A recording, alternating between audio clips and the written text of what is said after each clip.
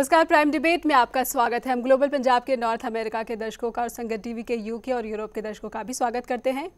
पाकिस्तान ने युद्ध विराम के उल्लंघन की हदें पार कर दी हैं। शुक्रवार को पूरी रात पाक रेंजर्स ने जम्मू कश्मीर में नियंत्रण रेखा और अंतर्राष्ट्रीय सीमा पर भारी गोलीबारी की।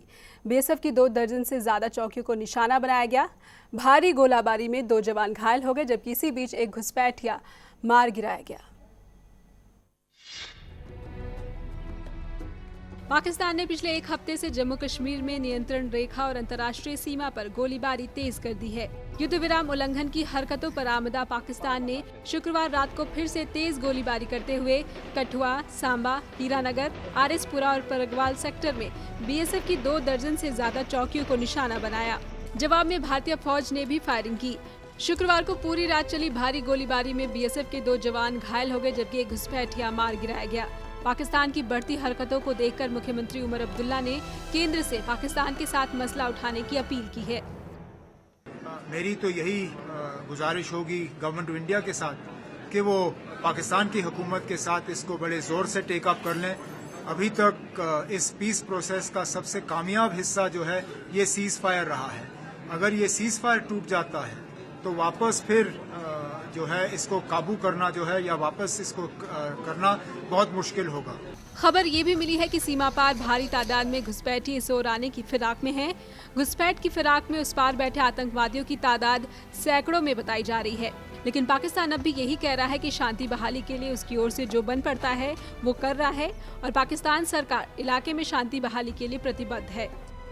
Sir, I think both sides ought to take steps to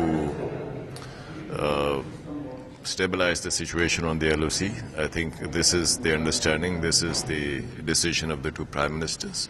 Pakistan is prepared to do whatever it can to exercise utmost restraint and responsibility in this regard, and I hope it happens sooner than later. सितंबर महीने में ही New York में प्रधानमंत्री मनमोहन सिंह और पाकिस्तानी प्रधानमंत्री नवाज शरीफ की बातचीत हुई थी, लेकिन सीमा पर शांति तो दूर, तनाव है कि हर गुजरते दिन के साथ बढ़ता ही जा रहा है। तो जिस तरह से पाकिस्तान लगातार युद्ध विराम का उल्लंघन कर रहा है और सीमा के उस पार से घुसपैठ की कोशिशों की घटनाओं में बढ़ोतरी हो रही है, वो इस बात का साफ संकेत है कि पाकिस्तान अमन चैन नहीं बल्कि सीमा पर तनाव चाहता है। खुफिया एजेंसियों के हवाले से कहा जा रहा है कि सीमा के उस पार सैकड़ों की तादाद में घुसपैठिए भारत में आने की फिराक में है। बढ़ती सर्दी और बर्फबारी का फायदा उठाकर घुसपैठ की बड़ी घटनाओं को अंजाम देने की कोशिश जारी है। ऐसे में सवाल यह है कि क्या भारत का रुख नरम रहा है कि जिससे पाकिस्तान की हरकतें बढ़ती जा रही हैं? सवाल बहुत से हैं जिनके जवाब हम स्टूडियो में मौजूद हमारे मेहमानों से जानने की कोशिश करेंगे। सबसे पहले आपका ताल्लुक़ करवा देते हैं मिस्टर रिटायर्ड मेजर जनरल राज मेहता से, जो कि जम्मू कश्मीर में सेना की कमान संभाल चुके हैं। हमारे साथ स्टूडियो में मौजूद है पंजाब कांग्रेस के नेता आर भारद्वाज जी और साथ ही भाजपा के नेता और जाने माने वकील सतपाल जैन जी भी हमारे साथ हैं।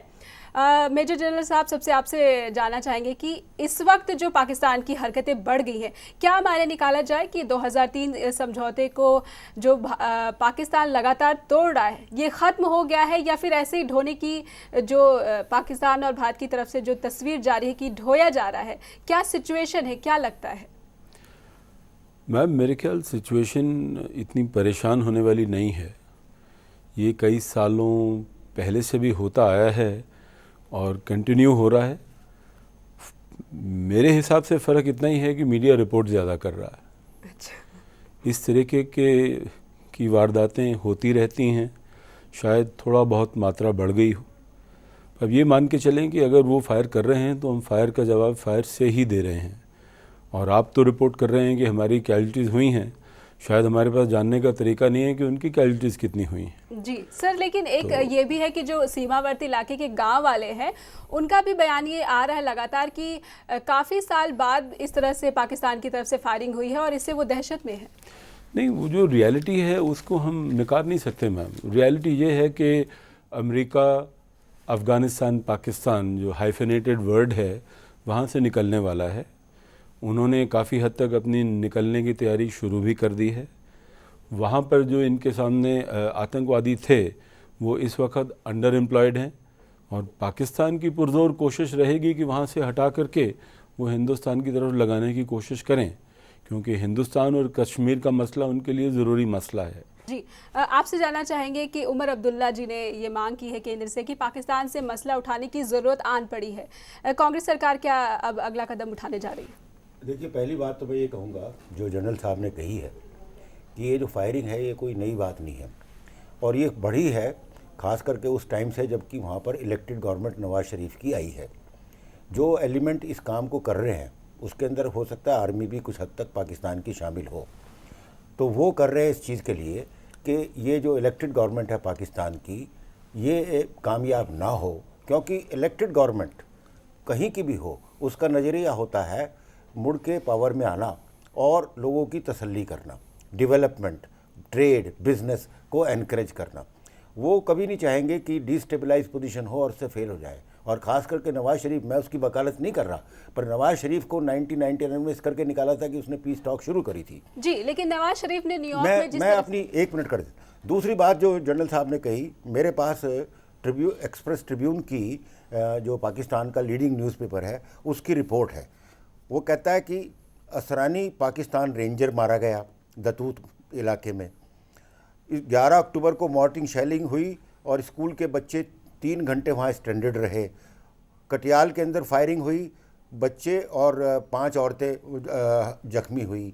27 अगस्त को 5 आदमी इंजर हुए, 26 अगस्त को 6 आदमी इंजर हुए।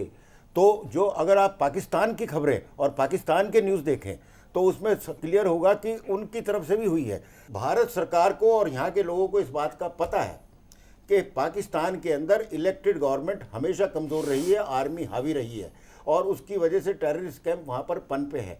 वो कहते हैं कि पीस डायलॉग जो है, पीस टॉक्स जो है वो डिरेल नहीं होनी चाहिए। एक तरफ हम LOC के ऊपर डट के मुकाबला करेंगे, उनकी भी पूरी खिंचाई करेंगे जैसे उन्होंने की है, पर दूसरी तरफ हम पीस टॉक को जारी रखेंगे ताकि जो शांति प्रिय लोग पाकिस्तान के अंदर हैं, और डेलीगेशंस आए हैं यहाँ पर बहुत, कहते हैं लोकल लेवल पर, ग्रास रूट लेवल के ऊपर बात होनी चाहिए। लेकिन शांति का तरीका बड़ा अच्छा है सरकार का, लेकिन भाजपा कहती रही कि नरम रुख से काम नहीं चलता। जी, सतपाल जैन जी। देखिए, मैं समझता हूँ कि इस सारी समस्या को और ज़्यादा गंभीरता से देखने की आवश्यकता है। इतना लाइट एनालिसिस अगर हम इसका करेंगे तो मुझे लगता है कि हम सही दिशा में नहीं जा पाएंगे। जी, पाकिस्तान में 3 कंपोनेंट हैं, वहाँ की पॉलिटिकल लीडरशिप, वहाँ की ISI और वहाँ की मिलिट्री।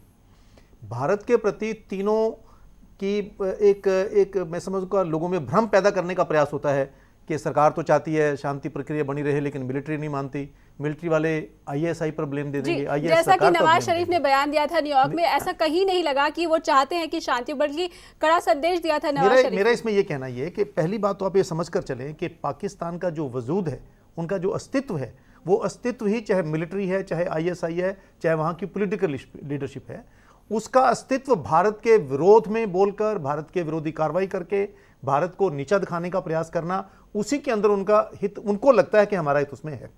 दूसरी बात, ये जो सेना की बॉर्डर पर पाकिस्तान की आर्मी की तरफ से जो हरकतें बढ़ती जा रही हैं, इनको मैं समझता हूँ कि इतना लाइटली हमको नहीं लेना चाहिए कि ये तो बहुत देर से चलता आ रहा है, ये पहले भी होता रहा है। हमारे फौजियों के सीमा पर पाकिस्तान के लोग आकर सर काट के ले जाते हैं, फायरिंग करके लोगों को मार देते हैं, और हमारे जो रक्षा मंत्री हैं वो संसद में ये कहें कि नहीं वो आर्मी के लोग नहीं थे, वो तो आर्मी की ड्रेस पहनकर आए हुए आतंकवादी थे। मेरा ये कहना है कि पाकिस्तान के तीनों कंपोनेंट में हमको किसी किस्म की उनकी आंतरिक राजनीति में नहीं पड़ना चाहिए। पाकिस्तान इज पाकिस्तान, वो तीनों उसी के कंपोनेंट हैं। पाकिस्तान भारत को डिस्टेबलाइज करना चाहता है, आतंकवादी यहां भेज रहा है, आगे भी भेजता रहा है और ज्यादा तेजी से भेज रहा है। तो जब तक आप उनको 2 चीजें नहीं करेंगे, पहली बात, सेना को यह पूरी फ्रीडम नहीं होगी जो बॉर्डर पर सेना है कि आप अगर कोई ऐसा हमला होता है तो आपको दिल्ली की तरफ देखने की आवश्यकता नहीं है, आप उसका मुकाबला वहां पर दे सकते हैं। जी।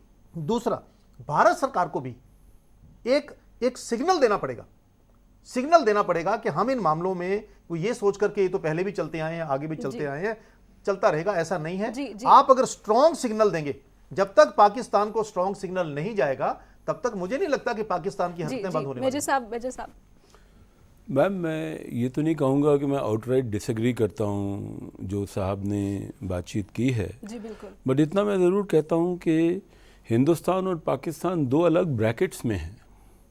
हम एस्पायरिंग रीजनल पावर हैं। पाकिस्तान सेल्फ डिस्ट्रक्शन का बटन दबाकर बैठा हुआ है, अपने ही फ्यूज़ के ऊपर बैठा हुआ है। जी हमें तकलीफ़ ये है कि हमें समझ नहीं आती पाकिस्तान में फ़ौज बात कर रही है, ISI बात कर रही है या गवर्नमेंट बात कर रही है।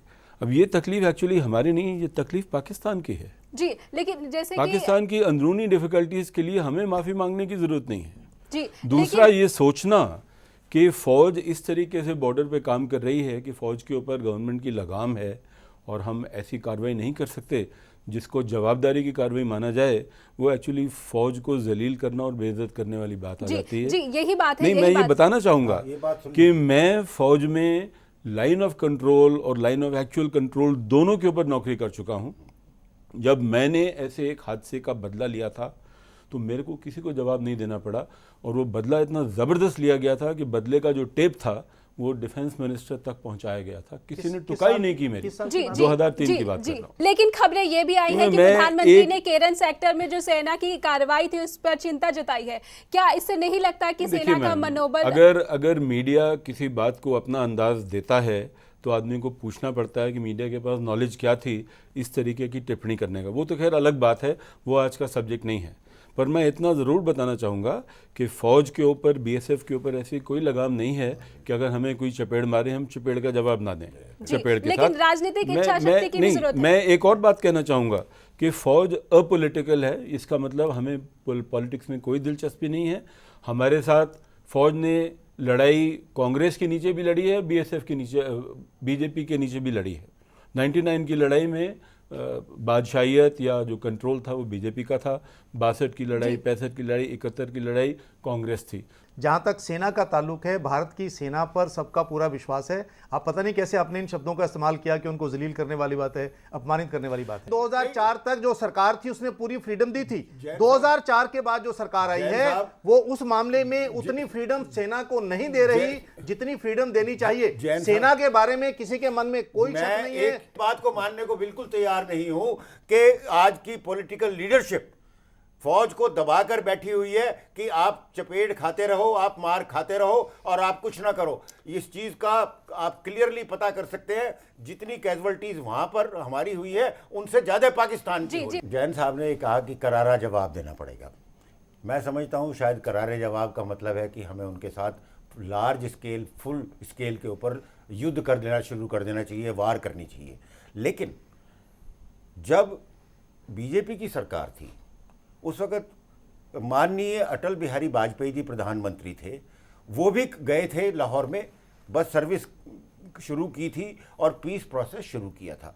सवाल ये है कि सब इस चीज़ से दुखी हैं कि LOC के ऊपर फायरिंग हो रही है, सिविलियंस मरते हैं।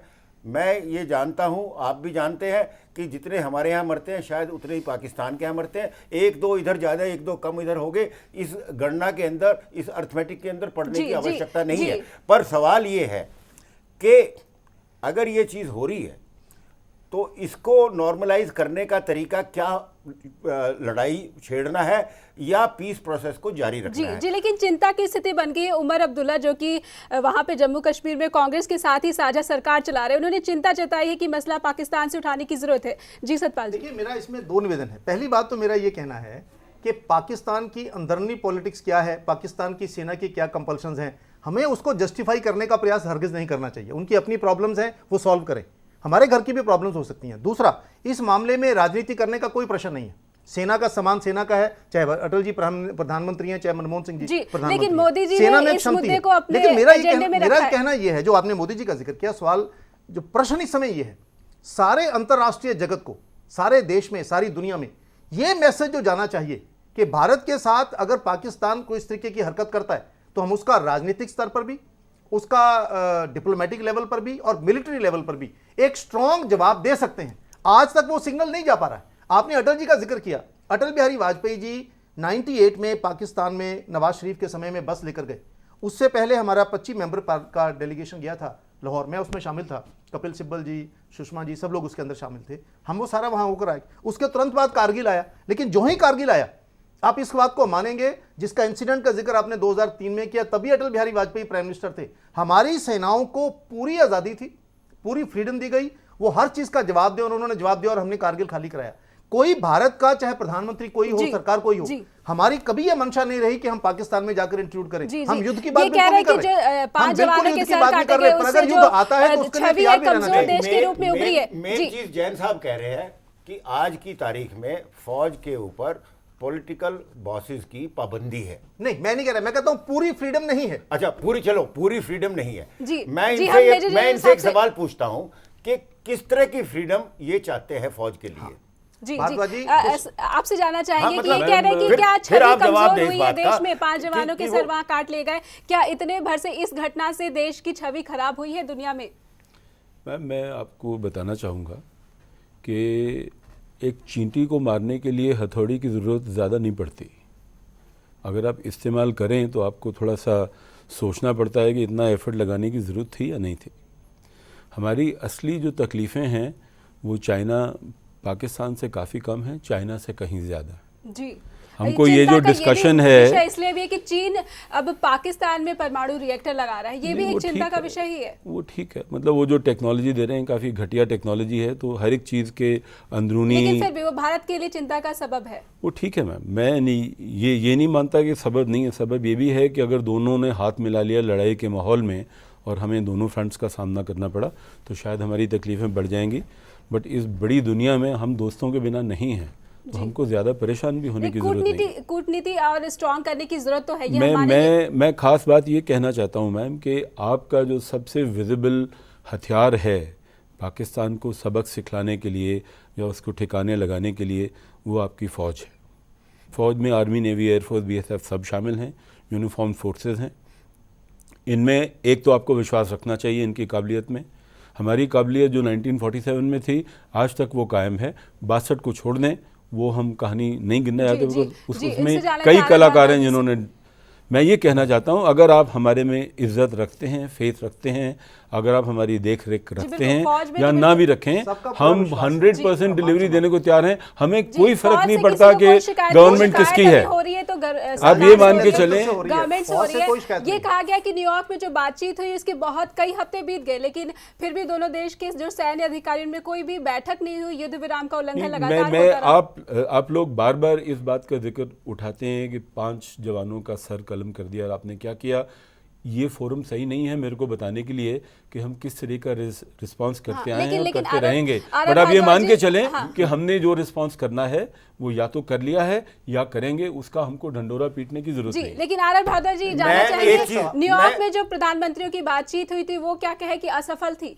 मैं एक चीज बताता हूं, प्रधानमंत्री ने ये पहले शर्त रखी थी कि LOC के ऊपर शांति होनी चाहिए और उस वक्त उस कंडीशन के ऊपर बातचीत हुई थी और उस बातचीत के बाद भी हुई है वाकया, ये सारे के सारे हुए हैं इस चीज़ को, पीस प्रोसेस को डिस्टेबलाइज करने के। आज की तारीख में पाकिस्तान से बड़ा विक्टिम टेररिज्म का कोई और कंट्री नहीं जी, है। पाकिस्तान की बात नहीं, वो हमारे साथ जो रवैया अपना मैं रहा क्या है कह रहा हूं, मैं कहता हूं कि आप ये देखो, जो पाकिस्तान अपने देश के अंदर, अपने मुल्क के अंदर टेररिज्म को कंट्रोल नहीं कर सका, उस पाकिस्तान से जो कि जिसके ऊपर मिलिट्री का और ISI का असर है, वो पाकिस्तान से एक दिन के अंदर आप कैसे कर सकते हो कि वो बॉर्डर के ऊपर कंट्रोल सिचुएशन को कर लेगा। असली बात ये है, मैं जैन साहब से सहमत हूं इस बात के ऊपर कि इस मामले को पॉलिटिकलाइज नहीं करना चाहिए, बल्कि जी, ये सभी राजनीतिक दलों के एक नेशनल साथ इशू आना है। इस नेशनल इशू को कंसेंसस बिल्डअप करके। मेरा आपसे जी। एक निवेदन है, मैं इस बात में आपसे बिल्कुल सहमत नहीं हूं कि पाकिस्तान टेररिज्म का विक्टिम है। पाकिस्तान टेररिज्म का जन्मदाता है। पाकिस्तान टेररिस्ट की मदद कर रहा है। बिल्कुल। पाकिस्तान ट्रेन करके टेररिस्ट पर आज हमारे यहाँ victim भेज भी रहा है। है। एक मिनट। आज victim नहीं, भी है। बिल्कुल नहीं है विक्टिम। वो विक्टिम है तो इंटरनल पॉलिटिक्स के विक्टिम है, टेररिज्म के नहीं जी, है। सतपाल वहां जी। हर प्रधानमंत्री को गोलियों से मारा गया है, वहां ट्रांसफर ऑफ पावर जमहूरियत से नहीं होती, बुलेट से होती है। रोजाना मेरा वहां ये पर कहना 50-100 है मौतें कि होती है। पाकिस्तान ने टेररिज्म को जन्म दिया, ये बात अलग है कि अब उसका वो भी शिकार होने लगा। हाँ, बिल्कुल। लेकिन हम ये कहकर कि चूंकि पाकिस्तान भी टेररिज्म का विक्टिम अब होने लगा है अपनी गलतियों से, जी, हम उसको जी, जस्टिफाई नहीं सतपाल कर जी, ये सकते। justify जानना नहीं कर रहे। चाहेंगे कि न्यूयॉर्क में जो बातचीत हुई कहा जा रहा है कि असफल रही। बिल्कुल। अब जो प्रधानमंत्री जा रहे हैं, चीन की यात्रा पे जा रहे हैं, वहां पर मुलाकात करने वाले हैं 23 तारीख मेरा को। सिर्फ भारतीय जनता पार्टी का यह कहना है कि प्रधानमंत्री हम बातचीत के खिलाफ नहीं है। जी, इवन लेकिन अटल क्या बिहारी आप, वाजपेयी बातचीत के लिए बतौर गए। विपक्ष हमारा यह कहना है कि बातचीत पाकिस्तान से हो, कब बातचीत हो, किस समय पर बातचीत हो, किन शर्तों पर बातचीत हो, यह महत्वपूर्ण है। जिस समय न्यूयॉर्क में मनमोहन सिंह जी ने नवाज शरीफ से बातचीत की, हमारा यह कहना था कि क्योंकि बॉर्डर पे घटनाएं बढ़ रही हैं, अगर आज आप उनको ये बात कहते हैं कि मैं तब तक बात नहीं करूंगा जब तक, जैसा आपने कहा कि बॉर्डर पर जाके शांति नहीं होती यानी है, आप तो उससे चाहते हैं सिग्नल कि जाता। शांति वार्ता रोक दी जाए। लेकिन बातचीत के बाद भी हरकतें बढ़ रही हैं, बातचीत के बाद भी घटनाएं कम शांति नहीं हो रही वार्ता हैं, जारी रखने के पक्ष तो में नहीं इसलिए है उस बातचीत बीजेपी। का कोई लाभ नहीं है। जी, आपसे जानना चाहेंगे कि बीजेपी कह रही शांति वार्ता में कोई यकीन नहीं है जब तक कि उधर से कोई जो हरकतें हैं उन पर लगाम न लगाई जाए। प्रधानमंत्री जा रहे हैं चीन की यात्रा पर, 23 तारीख को उनकी मुलाकात है वहां पर चीन के प्रीमियर के साथ। क्या कहेंगे कि कोई उम्मीद की जा सकती है, नई स्ट्रैटेजी ला सकती है जिससे सेना का मनोबल है थोड़ा सा ऊपर जाए? सेना का मनोबल गवर्नमेंट के ऊपर डिपेंडेंट नहीं है मैडम। हमें पता है कि हमने आइडिया ऑफ इंडिया के लिए नौकरी करनी है, चाहे हमें सपोर्ट मिले ना मिले, हम 65 साल से करते आ रहे हैं, करते रहेंगे। जी। अगर हमें आज की गवर्नमेंट या आने वाली गवर्नमेंट की सपोर्ट मिलती है बहुत अच्छी बात है, अगर नहीं भी मिलती हमने कसम खा रखी है कि हिंदुस्तान के लिए हम जान देंगे, वो हम देते रहेंगे मैम। तो वो डीलिंक्ड बात है।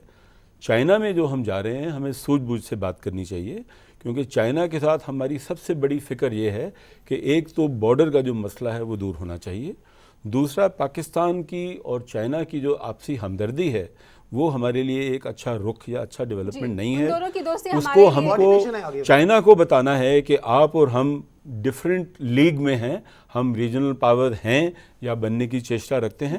हमें छोटी मोटी बातों से हट करके एक नई डायरेक्शन में जाना चाहिए, और उसके लिए ये ज़रूरी है कि पाकिस्तान के साथ टेरर लिंक्ड एक्टिविटी जो आप कर रहे हैं या जिस तरीके का आप दबाव डाल रहे हैं कि शायद लड़ाई में दोनों हाथ मिला करके हिंदुस्तान के खिलाफ लड़ाई करेंगे, वो अच्छा नहीं है हमारे आपसी रिश्ते के लिए। इस तरीके का इनडायरेक्ट प्रधानमंत्री वहां इस मुद्दे पर चर्चा करें, हालांकि ये साफ नहीं है कि वो इस इशू पर चर्चा करेंगे कि नहीं करेंगे। चाइना एक ऐसा मुल्क है मैम जिसके साथ चीन ज़बरदस्ती नहीं की जा सकती, उनको थोड़ा सा इशारा देना काफ़ी है कि इस चीज़ के ऊपर आप अगर सोच विचार करें।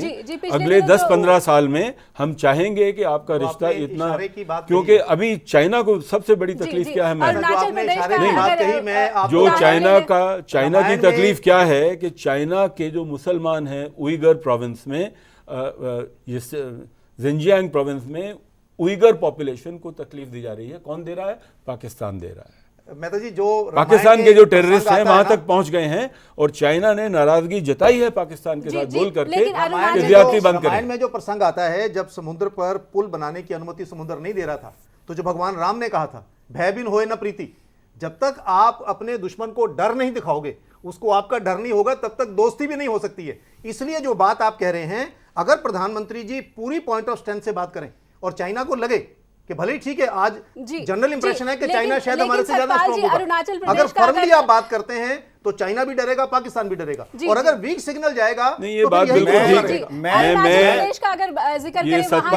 मैं सहमत हूं जैन साहब से कि बातचीत से कुछ नहीं होता, डराने धमकाने की बात अपनी शक्ति दिखाने की बात है, और वो भारत ने किया है।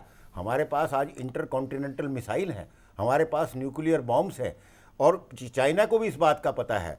हमें उनको डराने धमकाने की बातचीत के जरिए से जरूरत नहीं है, भारत की शक्ति का उनको पता है। लेकिन मैं एक चीज़ जरूर कहूँगा कि पाकिस्तान के साथ जिस तरह की मिली भगत चीन की है, उसके बारे में हिंदुस्तान को किसी ना किसी लेवल के ऊपर, हाईएस्ट लेवल के ऊपर हमेशा बात करनी चाहिए। यहाँ पे एक उदाहरण देना चाहूंगी अरुणाचल प्रदेश का, जिस तरह से स्ट्रैटेजी वहां के लिए अपनाई केंद्र सरकार ने, उसी तरह की स्ट्रैटेजी की जरूरत है। चाइना ने घुसपैठ किया और उसके बाद बातचीत के जरिए वहां से घुसपैठ खत्म हो गई, चीनी सैनिक वापस चले गए अपनी सीमा में।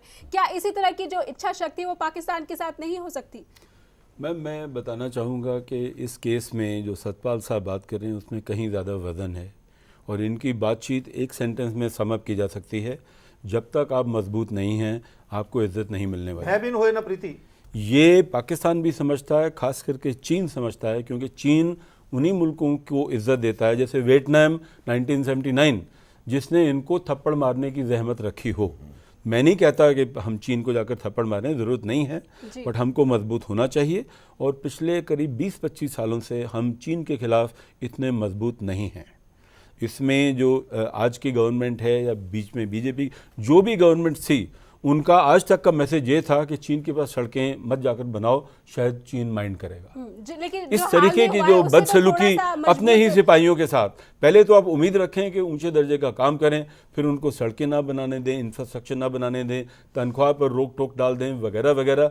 आप एक मिक्स्ड सिग्नल अपनी फौज को भेज रहे जैसा हैं आपने सिग्नल की बात की जिसका ना, आपने इस्तेमाल करना है 100% ताकि जी, वो जी। मजबूत आखिरी रहे। में एक मिनट रह गए हैं, 1998 में मैं लोकसभा में था जब अटल बिहारी वाजपेयी की सरकार ने न्यूक्लियर टेस्ट किया, सारी दुनिया हमारे खिलाफ हुई, सबने सैंक्शंस लगाए, लेकिन गवर्नमेंट ने डिटरमिन्ड होकर कहा अटल बिहारी वाजपेयी ने कि मैं न्यूक्लियर टेस्ट करूंगा, और वो किया। उससे सेना का मोरल भी हाई हुआ। ऐसे कदम अगर आप उठाते नहीं, हैं, अब देखिए दुनिया को सिग्नल जाता है कि हम मजबूत इंटरकॉन्टिनेंटल हैं। मिसाइल अच्छी अब बात है। यूपीए गवर्नमेंट जी, के टाइम पे फिलहाल हुए की परिस्थिति वैसी वेपन्स नहीं है, डेवलप अब- हुए अभी हैं। दुनिया काफी आगे न्यूक्लियर की सोच न्यूक्लियर रखी है, एग्रीमेंट किया जी। है यूपीए गवर्नमेंट ने अमेरिका के साथ मिलके, बड़ा अपोजिशन किया, सबको बड़ी, पाकिस्तान को भी बड़ी तकलीफ हुई, चाइना को भी बड़ी तकलीफ हुई। ये न्यूक्लियर एग्रीमेंट जो है उससे बहुत फर्क पड़ा।